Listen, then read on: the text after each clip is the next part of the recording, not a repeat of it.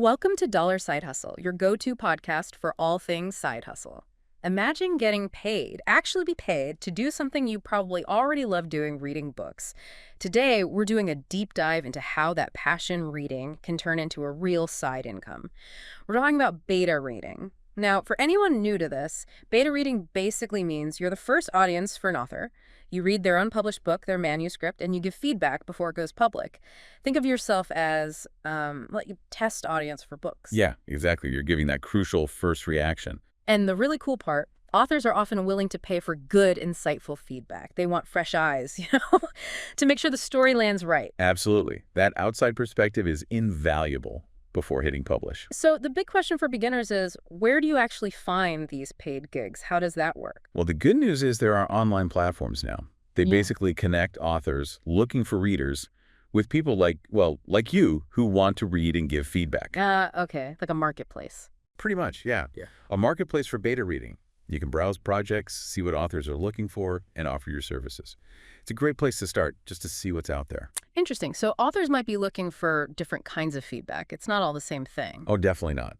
Beta readers often focus on different things. Some give overall impressions. Like, did I enjoy it? Did it Yeah. flow well? Exactly. The big picture stuff, was it engaging?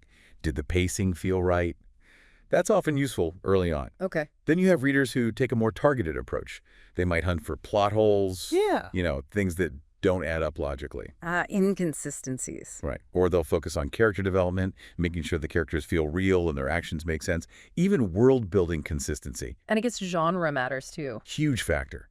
Many readers specialize. If you read a ton of fantasy, you'll have a much better sense of the tropes and reader expectations than someone who mainly reads, say, contemporary romance. So you can offer more specific, nuanced feedback within that genre. So it sounds like even if you're just starting, you can kind of carve out a niche based on what you already like reading or what you're good at noticing. Absolutely. It's about playing to your strengths. Hmm. What do you naturally focus on when you read? Are you great at spotting awkward dialogue? Do plot holes jump out at you? Leverage that. That makes a lot of sense. Okay, let's talk money, the practical side. If someone's brand new, how do they even start thinking about rates? What do you charge? Yeah, pricing, it varies, but a couple of common ways. Some charge per word. That's pretty common for longer stuff like novels. Okay. Others set a flat fee for the whole manuscript read-through. Might be simpler sometimes. Right. What you charge really depends on your experience and how detailed your feedback is going to be. It's like any freelance work, really. So maybe start lower and build up. Exactly. As you get more experience, maybe get some good testimonials from authors, you can definitely adjust your rates upwards. Mhm. Getting that initial experience might be more valuable than the paycheck at the very start. That's a good way to think about it, building that reading resume almost. Are there any downsides or challenges people should be aware of when they're starting out? Oh, sure. There are things to watch out for. Time management is a big one. Deadlines. Yeah, you've got deadlines. Authors need the feedback by a certain time. So you need to realistically figure out if you can fit it in with everything else you've got going on. Makes sense. And sometimes dealing with authors can be a challenge. Most are great. Really appreciate the feedback. But occasionally you might run into someone who's maybe a bit defensive or not very receptive to criticism. Okay, so managing that relationship is important. Definitely. Setting clear expectations right from the beginning is key. How so? Well, be clear about what kind of feedback you'll provide, how long it will take you, and what your fee covers. Just good communication up front avoids a lot of potential headaches down the road. This is all super helpful. It really sounds like more than just a way to make a few bucks on the side. Oh, it totally is. Even setting aside the money, beta reading has other great benefits, especially if you're interested in writing yourself. How does it help with your own writing? It's amazing training for your critical eye. When you're actively looking for what works and what doesn't in someone else's story, you start to see writing differently. You notice patterns. Exactly. You spot common pitfalls, pacing issues, maybe weak character motivation, plot threads that fizzle out, and seeing those helps you avoid them in your own work. Plus, you see what does work really well, too. That's a really interesting angle, like hands-on literary analysis. Pretty much. And beyond that, you start connecting with other writers and readers.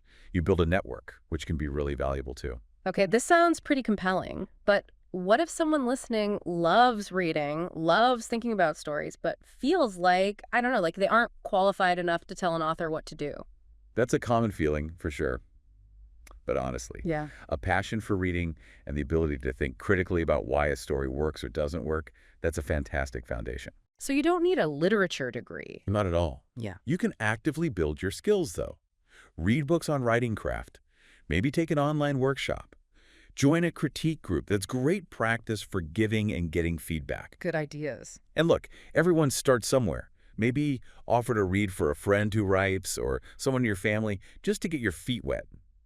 Do a free read to build confidence. So start small, build skills. Okay. Are there common mistakes beginners tend to make? Things to avoid? Yeah, a few things come to mind. One is being maybe too critical or harsh. Right, not just tearing it down. Exactly. Feedback needs to be constructive.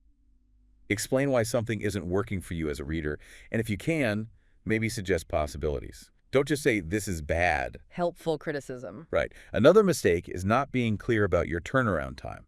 Be realistic about when you can get it done. And, crucially, if it's a paid gig, don't feel pressured to only say nice things. Yeah. Honesty is important. Authors need that honest feedback to actually improve the book. That's what they're paying for usually.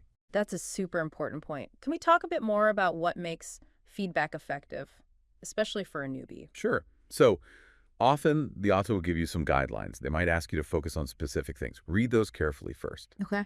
And your feedback needs to go beyond just, I liked it or I didn't like it. You need the why. Can you give an example? Okay, let's say it's a mystery novel.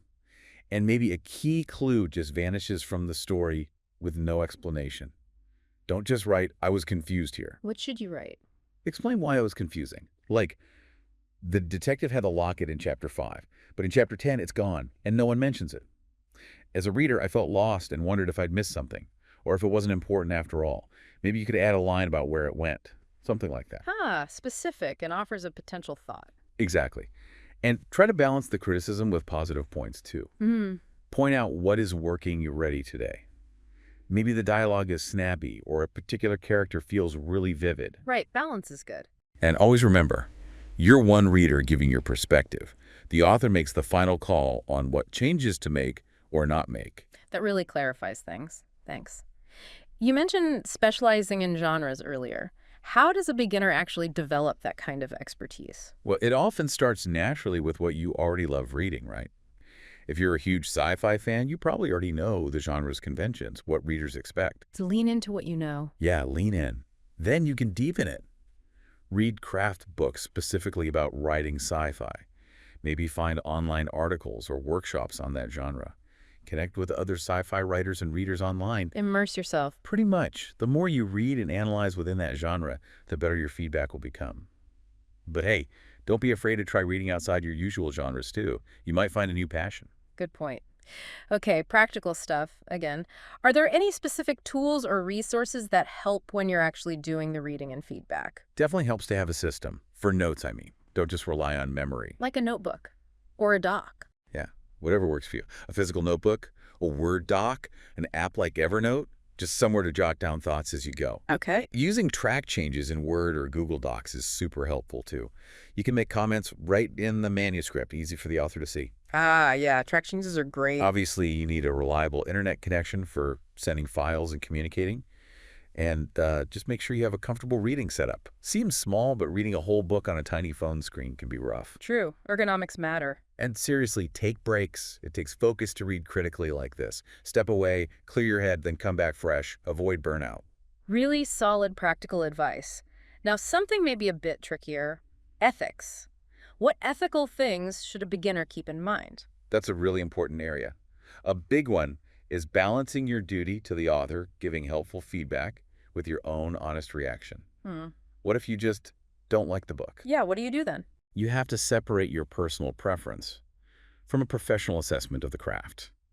Maybe the type of story isn't your cup of tea, but you can still comment constructively on the pacing, the character arcs, the plot logic, the clarity of the writing. Focus on the mechanics, not just taste. Exactly.